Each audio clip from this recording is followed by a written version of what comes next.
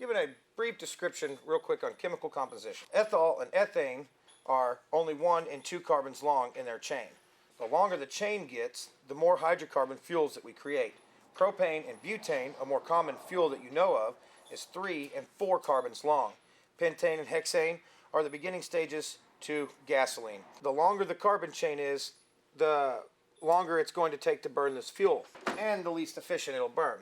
The bulk of typical gasoline consists of a homogeneous mixture of small and lightweight hydrocarbons with between 4 and 12 carbon atoms long.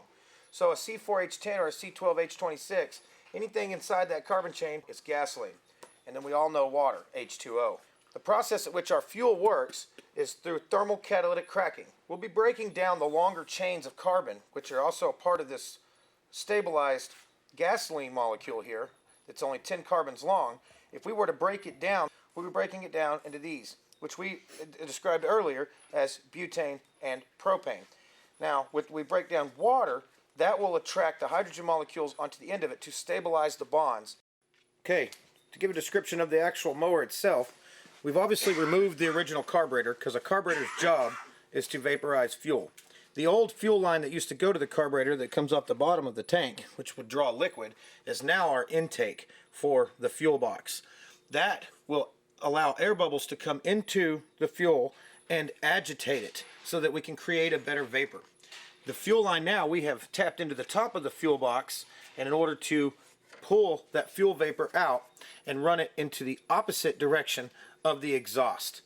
That fuel vapor inside of this copper line here is a piece of cold rolled steel. We're taking hot exhaust vapor going this way and cold fuel vapor going this way, and by taking two different vapors and running them in opposite directions creates a magnetic field, which is absorbed into the cold rolled steel and creates fuel ionization.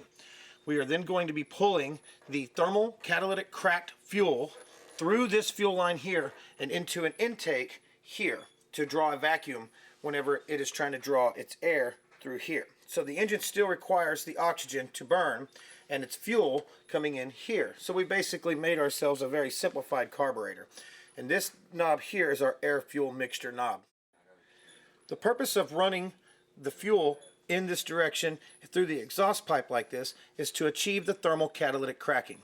Inside that fuel line, as we described earlier, it has a piece of cold rolled steel, which forces the fuel to go to a high pressure as it's forced to go around the inside of that rod and to the outer part of this copper line.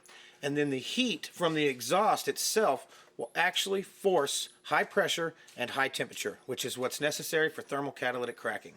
As we break the molecules down and they're restabilized, they are coming back through this tube here, and some of those molecules, they are ionized with the magnetic field that we talked about earlier. So as we bring in the fuel into here, that will draw it into the engine and we'll be able to allow it to burn just like a normal engine would burn. So a quick demonstration to show you that we do not have any fuel in the tank. The fuel tank is empty. Our mixture at 30-60 or 30-70% water and 30% gasoline. As you can see, gasoline and water don't like to mix.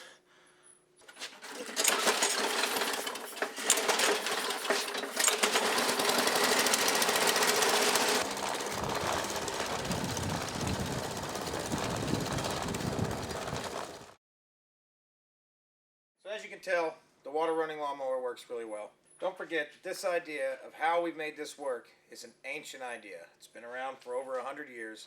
Oil companies have used this same process for making crude oil into all of the petroleum products you know of today, from diesel fuel, gas. It all comes from the longest carbon chain, which is roughly 64 carbons long, and that is crude oil.